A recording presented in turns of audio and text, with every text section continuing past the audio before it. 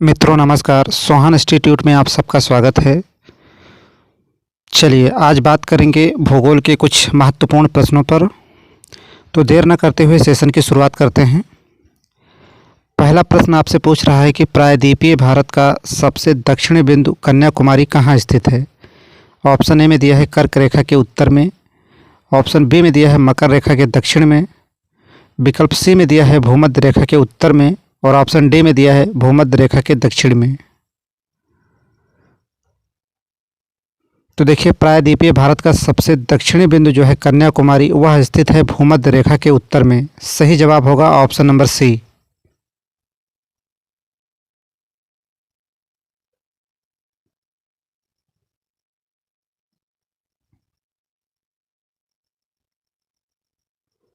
चलिए अगला प्रश्न देखते हैं।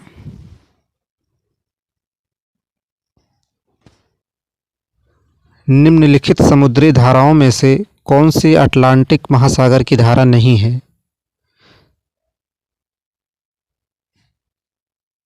चलिए प्रश्न आपसे पूछा है कि निम्नलिखित समुद्री धाराओं में से कौन सी अटलांटिक महासागर की धारा नहीं है। ऑप्शन ए में दिया है अगुलहास धारा, बी में दिया है लेब्राडोर की धारा, सी में दिया है फ्लोरिडा की धारा और डी में दिया है कनारी की धारा। तो देखिए अगुलहास जो दिया है ऑप्शन नंबर ए में, यह जो है अटलांटिक महासागर की धारा नहीं है। सही उत्तर हो जाएगा ऑप्शन नंबर ए।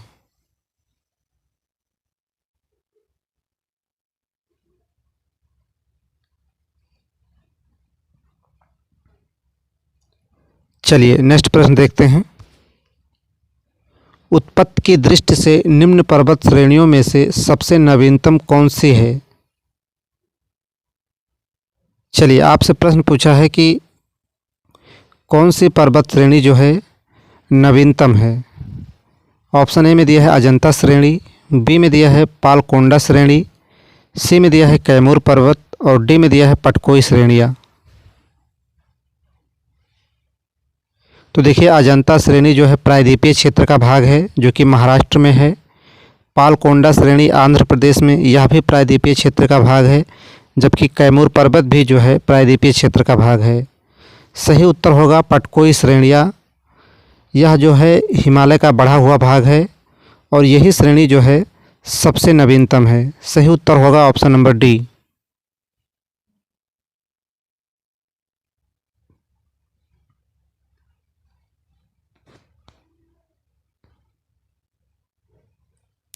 चलिए अगला प्रश्न देखते हैं। निम्न राज्यों में से कौन सा पटकाई पहाड़ियों से संलग्न राज्य नहीं है। आपसे प्रश्न पूछ रहा है कि पटकाई पहाड़ियों से जो है कौन सा राज्य जो है लगा हुआ नहीं है। ऑप्शन ए में दिया है नागालैंड, बी में दिया है त्रिपुरा, सी विकल्प में दिया है मणिपुर और डी में दिया है मिजोरम।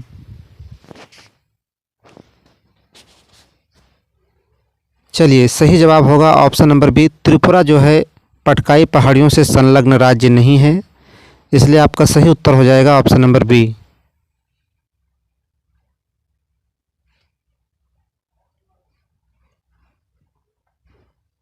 चलिए अगला प्रश्न देखते हैं। जेलेपला दर्रा किस राज्य में स्थित है। आपके ऑप्शन में दिया है अरुणाचल प्रदेश, सिक्किम, उत्तराखंड और हिमाचल प्रदेश। चलिए जेलेपला दर्रा जो है किस राज्य में स्थित है।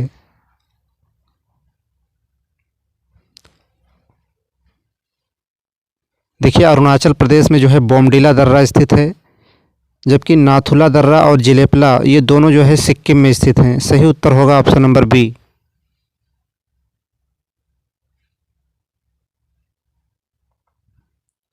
जबकि उत्तराखंड की बात करें तो नीति और माना और लिपुलेख दर्रा भी जो है उत्तराखंड में स्थित है। हिमाचल प्रदेश में जो है सिपकीला दर्रा स्थित है। चलिए अगला प्रश्न देखते हैं। विश्व में सर्वाधिक ऊर्जा निम्नलिखित में से किससे प्राप्त की जाती है। ऑप्शन ए में दिया है कोयले से, बी में दिया है पेट्रोलियम, सी में दिया है प्राकृतिक गैस और डी में दिया है इनमें से कोई नहीं।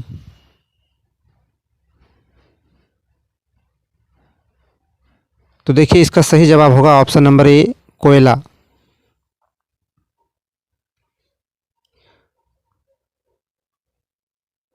और देखिए एंथ्रासाइट जो है सबसे ज्वलनशील कोयला माना जाता है और उच्च कोटि का कोयला जो है एंथ्रासाइट को ही माना जाता है। फिलहाल इसका सही जवाब होगा ऑप्शन नंबर ए।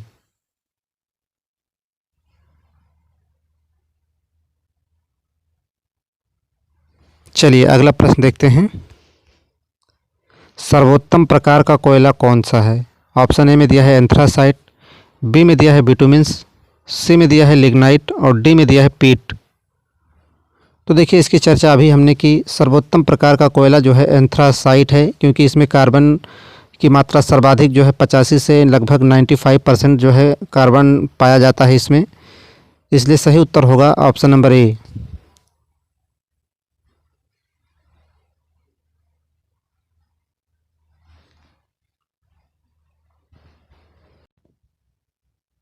चलिए अगला प्रश्न देखते हैं। प्राकृतिक गैस उत्पादक क्षेत्र व उनके देशों से संबंधित में कौन सा जोड़ा जो है गलत है?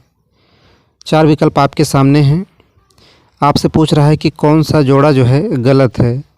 एक तरफ जो है प्राकृतिक गैस उत्पादक क्षेत्र के नाम दिया है, दूसरी तरफ उनसे संबंधित देशों के नाम दिए हैं। आपको बताना है कौन सा जोड़ा जो है गलत है। ऑप्शन ए में दिया है यूराल क्षेत्र, क्या रूस से संबंधित है? बी में दिया है मार्काइबो, क्या वेनेजुएला से संबंधित है? सी में दिया है अंकलेश्वर, क्या भारत से संबंधित है? और डी में दिया है क्या मैक्सिको से संबंधित है, टेक्साल।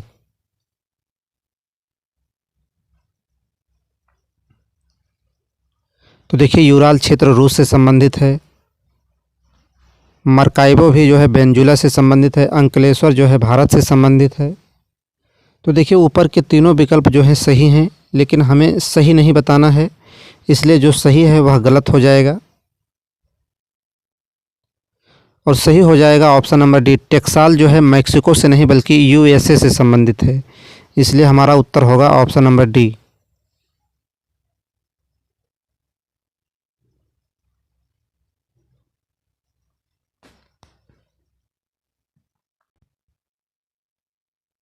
चलिए अगला प्रश्न देखते हैं।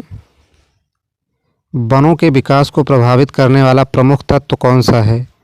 ऑप्शन ए में दिया है तापमान, बी में दिया है जल पूर्ति, सी में दिया है मिट्टी और डी में दिया है इनमें से सभी।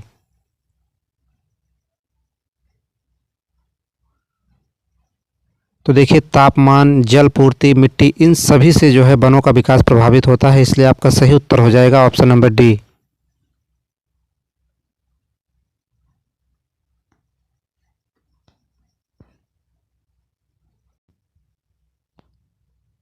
चलिए अगला प्रश्न देखते हैं।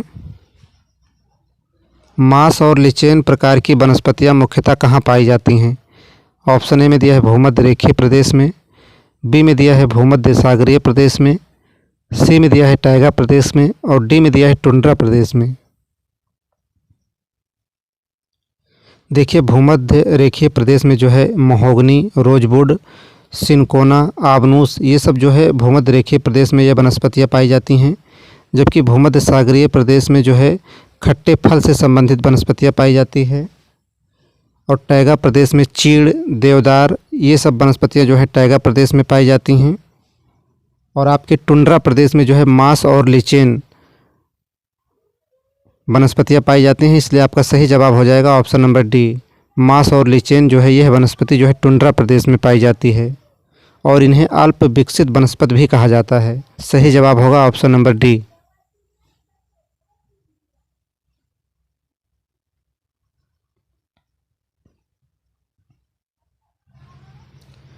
चलिए अगले प्रश्न की तरफ बढ़ते हैं। मरुद्भिद पौधे कहाँ पाए जाते हैं? ऑप्शन ए में दिया है मानसूनी प्रदेश में, बी में दिया है सागर तटीय भागों में, सी में दिया है मरुस्थलीय प्रदेशों में और डी में दिया है पर्वतीय क्षेत्रों में। देखिए मरुद्भिद को जो है शुष्क वनस्पतियाँ भी कही जाती हैं और इन्हें जो है कांटेदार वनस्पतियाँ भी कहा जाता है।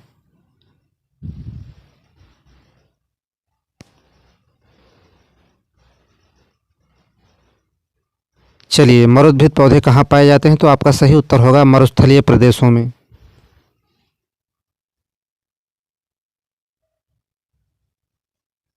सही जवाब होगा ऑप्शन नंबर सी।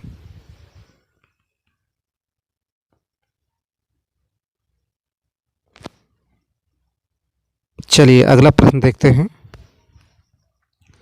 भूमध्य रेखीय वनों को ब्राज़ील में किस नाम से पुकारा जाता है?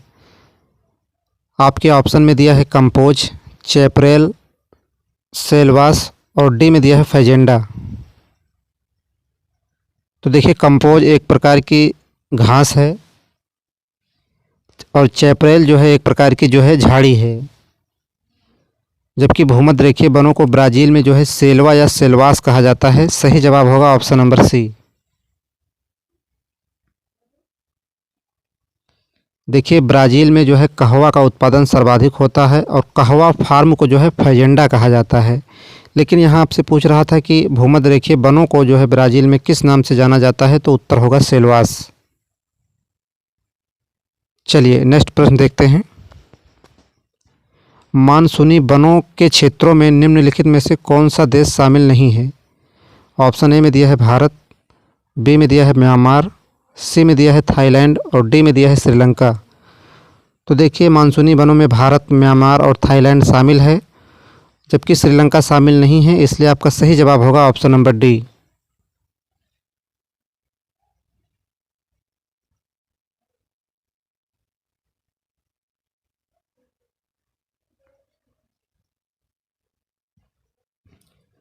चलिए अगला प्रश्न देखते हैं। प्रेयरीज घास के मैदान कहाँ पाए जाते हैं? ऑप्शन ए में दिया है उत्तरी अमेरिका, बी में दिया है ऑस्ट्रेलिया, सी में दिया है दक्षिणी अफ्रीका और डी में दिया है दक्षिणी अमेरिका। देखिए प्रेयरीज जो घास है यह शीतोष्ण कटिबंधीय घास है और यह जो है उत्तरी अमेरिका में पाई जाती है। सही उत्तर होगा option number A.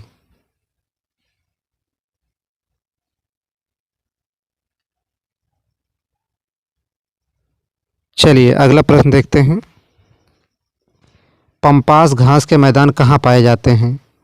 Option A में दिया है उत्तरी अमेरिका, बी में दिया है दक्षिणी अमेरिका, सी में दिया है ऑस्ट्रेलिया और डी में दिया है दक्षिणी अफ्रीका। तो देखिए पंपास घास के मैदान जो है अर्जेंटीना पे पाए जाते हैं और अर्जेंटीना कहाँ है, तो दक्षिण अमेरिका में। सही उत्तर होगा ऑप्शन नंबर बी।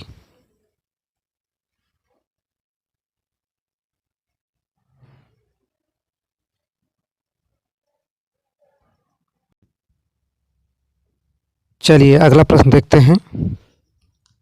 डाउन्स घास के मैदान कहाँ पाए जाते हैं? ऑप्शन ए में दिया है उत्तरी अमेरिका, बी में दिया है दक्षिणी अमेरिका, सी में दिया है ऑस्ट्रेलिया और डी में दिया है दक्षिणी अफ्रीका। तो देखिए डाउन्स घास भी जो है शीतोष्ण कटिबंधीय घास है और यह जो है ऑस्ट्रेलिया में पाई जाती है। सही उत्तर होगा ऑप्शन नंबर सी।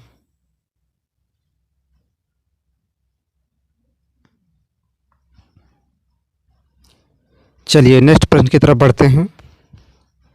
बेल्स घास के मैदान कहाँ पाए जाते हैं? ऑप्शन ए में दिया है उत्तरी अमेरिका में, बी में दिया है दक्षिणी अमेरिका में, सी में दिया है ऑस्ट्रेलिया में और डी में दिया है दक्षिणी अफ्रीका में। तो देखिए बेल्स भी जो है शीतोष्ण कटिबंधीय घास है और यह जो है दक्षिण अफ्रीका में पाई जाती है। सही जवाब होगा ऑप्शन नंबर डी।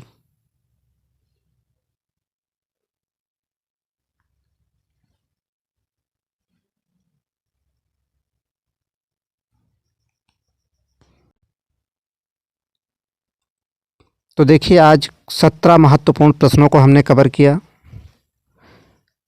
कुछ लोगों के सुझाव हमें प्राप्त हुए हैं। मैं नाम लेना चाहूँगा विशेष रूप से कपिल मिश्रा, नंदिनी सिंह, कमलेश गुप्ता और रंजीत।